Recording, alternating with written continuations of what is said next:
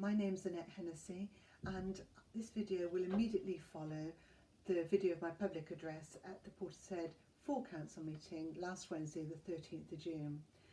I'd like to take people back to before the Portishead residents' annual meeting, the meeting that was due to be held on the 9th of May that lasted just minutes before it was closed by Leslie Cottrell. Now, prior to that meeting, a resident in Portishead, a gentleman very well respected from Avon Way, asked for an agenda item to be included at that meeting, and residents and electors have a right to ask for agenda items to be put onto the agenda so that it can be discussed and, if necessary, a vote taken. Unfortunately, the gentleman was being told that he couldn't have that agenda item. Now, I knew that that was incorrect, and so in support of the gentleman, I wrote to the council, and it actually resulted in several emails going backwards and forwards because, unfortunately, the town council was unable to provide the legislation that they said they had that prevented a resident from adding an agenda item regarding the chairmanship of the meeting.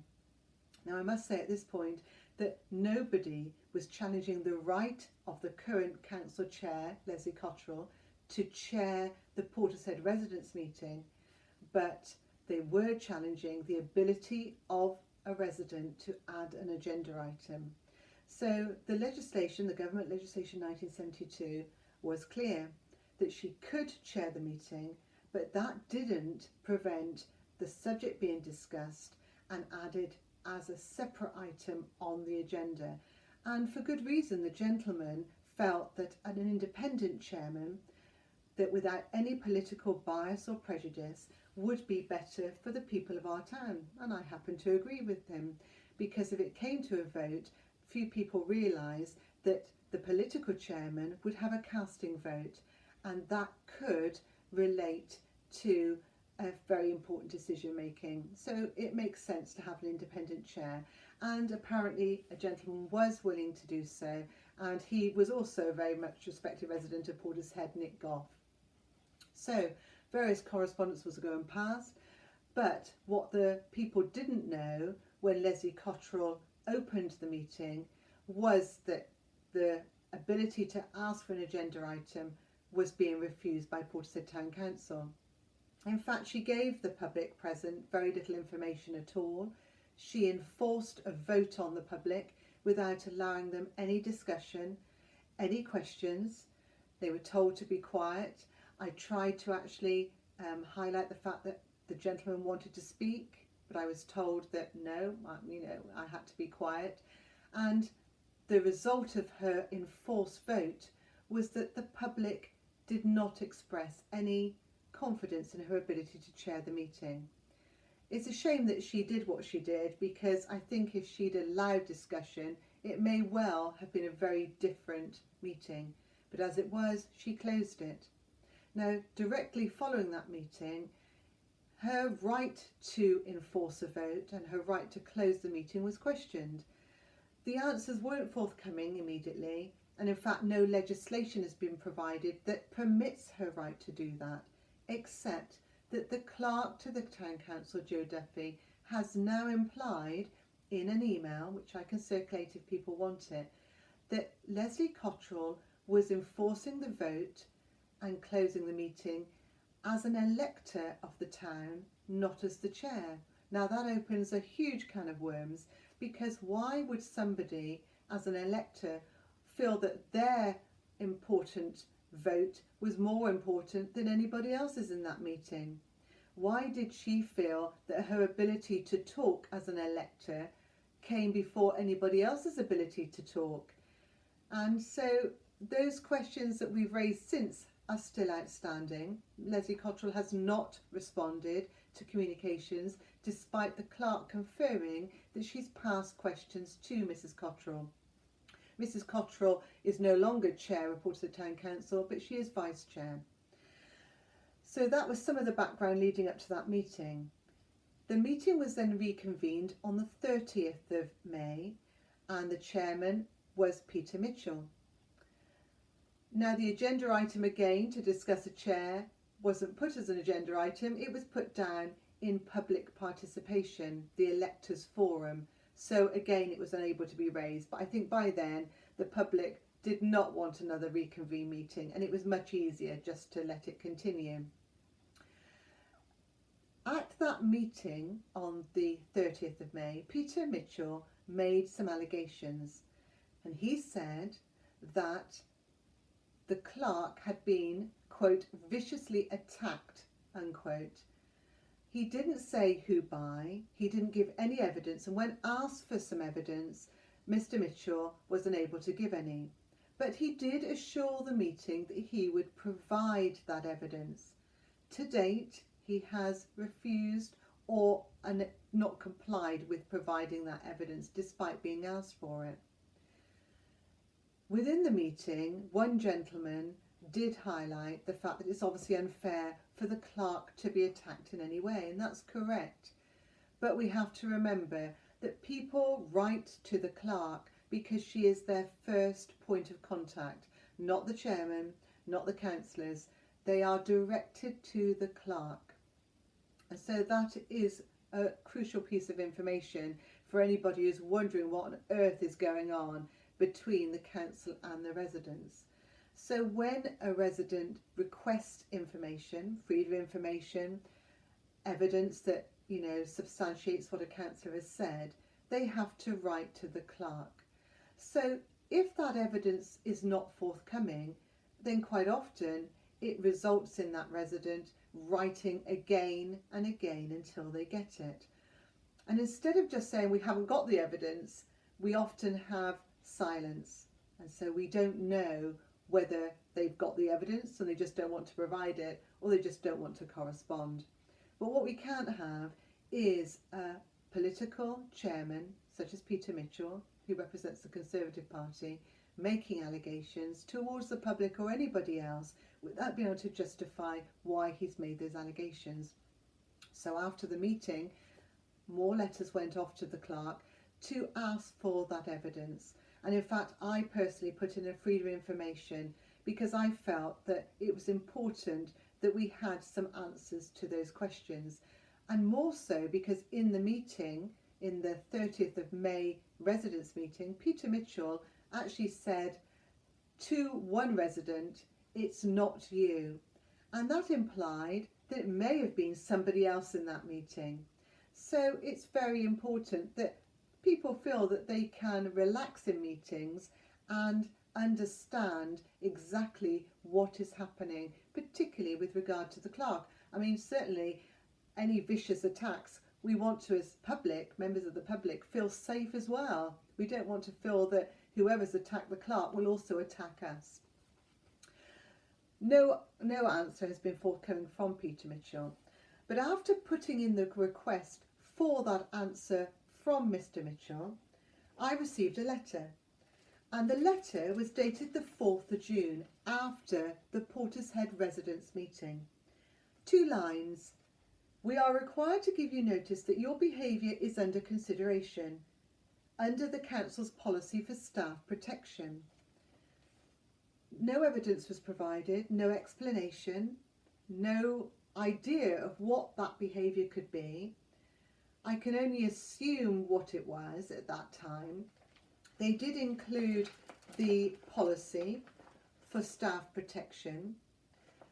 And I wrote to the clerk because there are examples and indicators as to what might be covered under that policy. And I wrote to her to say, "Thank you for your letter enclosures. It is disappointing that informing me, quote, your behaviour is under consideration under the Council's policy for staff protection, close quote, you give me no information or evidence as to why that action is taking place. However, as my last freedom of information request related to evidence for Peter Mitchell's unsubstantiated allegations towards Portishead residents at the Portishead residents annual meeting on Wednesday the 30th of May, I am unsurprised by the approach the Council is now adopting.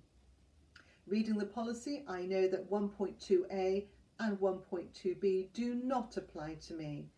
Therefore, 1.2c and 1.2d are the only categories that can be considered by the Town Council under this policy. If a resident not receiving information requested and thereby requiring formal freedom of information requests is against your policy for staff protection, then it seems that Portishead Town Council created a policy in August 2017 for a defined purpose to meet its own agenda of stopping freedom of information requests. This sadly creates a council that is not open, honest and transparent. If the information was available on the Town Council website or by email, there would be no need to submit freedom of information requests. You have completed 2.1 and I look forward to the outstanding freedom of information in compliance with the Council's own policy. I look forward to section 2.3 being implemented so that a full explanation is afforded to me before I am asked to change whatever behaviour it is that you consider unsatisfactory.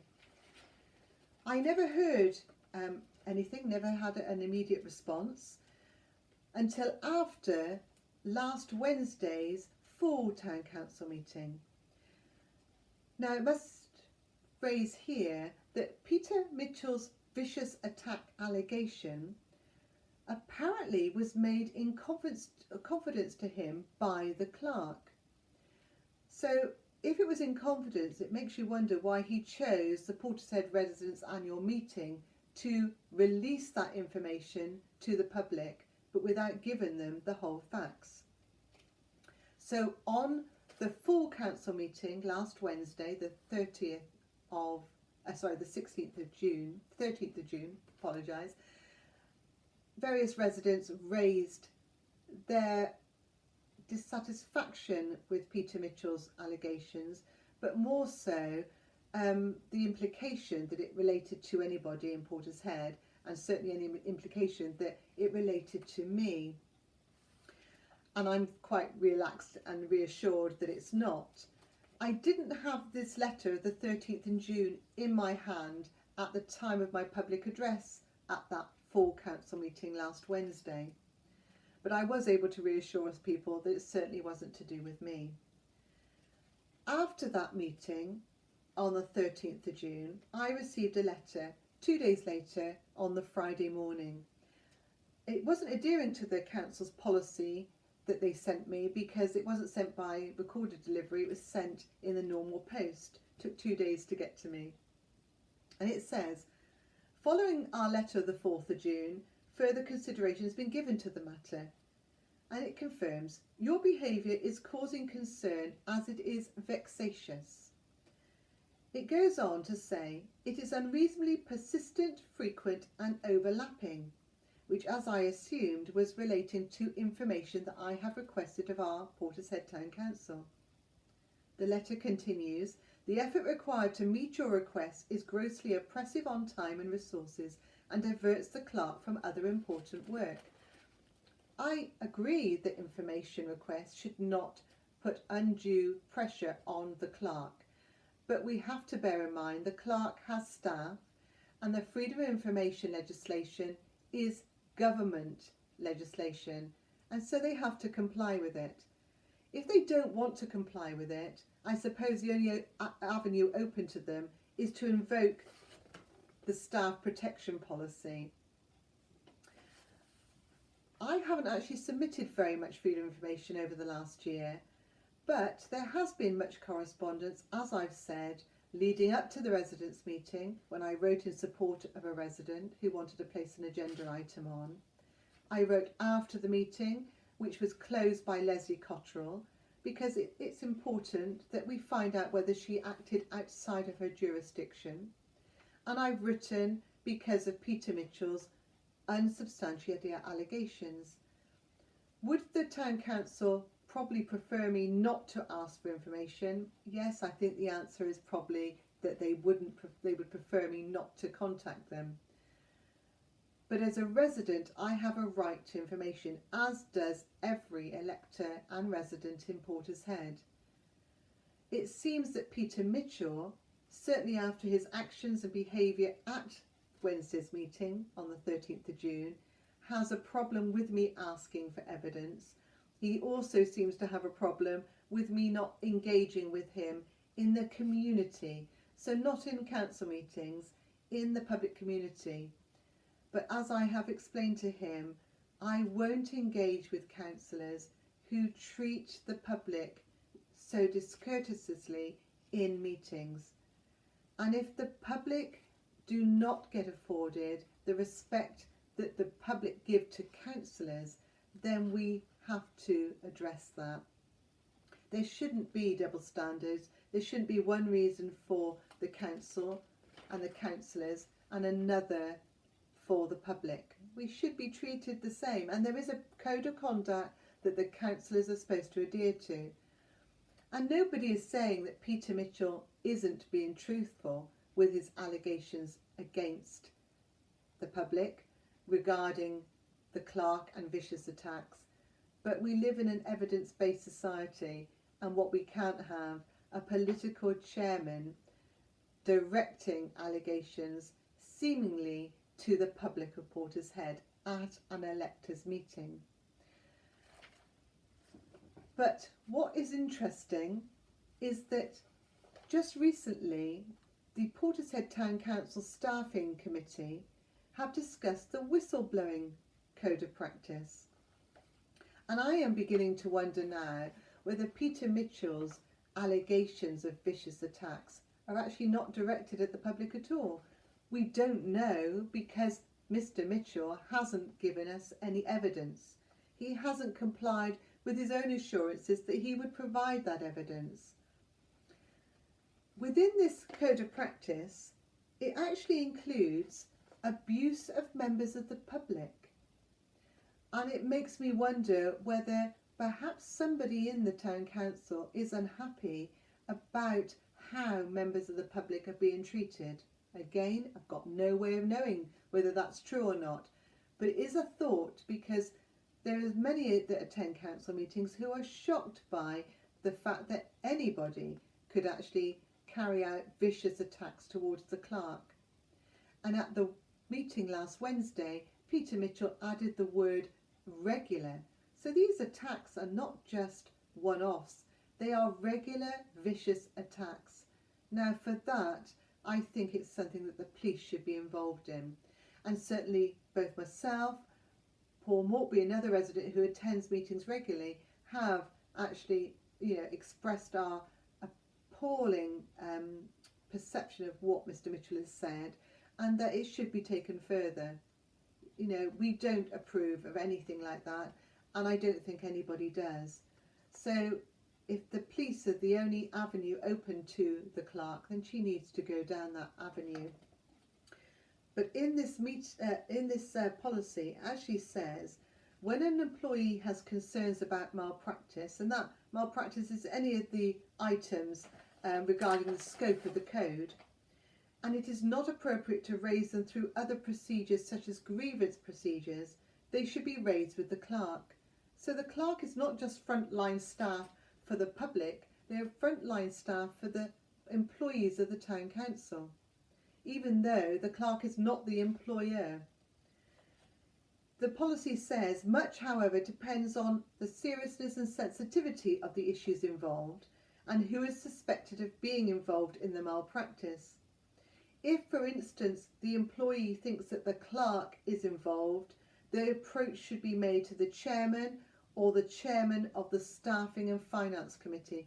The chairman is the chairman of the Town Council, the Staffing Committee chairman is Councillor Jean Lord, and obviously both very different roles.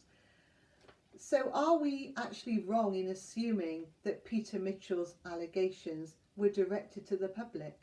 It may well be this is an internal matter, yet he used the electors' meeting to release the information, thereby implying that it was a resident and implying actually it was somebody in the meeting, particularly when he said to one resident, "It's not you." Perhaps we should have actually made him go around every single member in that hall and said the same thing.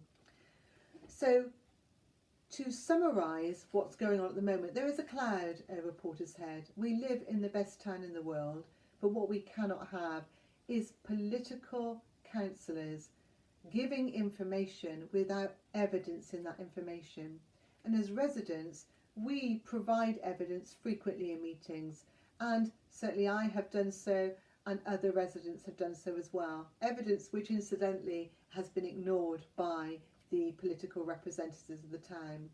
And if the only way forward, if we're going to resolve situations like this and prevent them happening again, is perhaps to remove the politics, because whilst we have a controlling Conservative Party in Portishead, and I'm by no means attached to any political party, I am apolitical, and there are two political parties within town council, although the controlling party is Conservative. I believe that Portishead deserves better, and we deserve impartial and unbiased treatment when we attend council meetings. And if that means that we have to hopefully elect independents, then that's the way forward. I will continue to try and find out the information that has not been provided by Portishead Town Council. That might involve me getting yet another letter from them. But as I can always justify the reason and the need for that information, then I can sit back and relax. But I would like Peter Mitchell to substantiate his comments in our electors' meeting. Let's hope this matter is resolved. Let's hope that Mr. Mitchell doesn't bring the Town Council into further disrepute, as evidenced by the media reports following last Wednesday's meeting. And let's hope that we can all attend council meetings without fear of any vicious attacks on anybody in the meetings, and that includes the public, the clerk and the councillors. Thank you.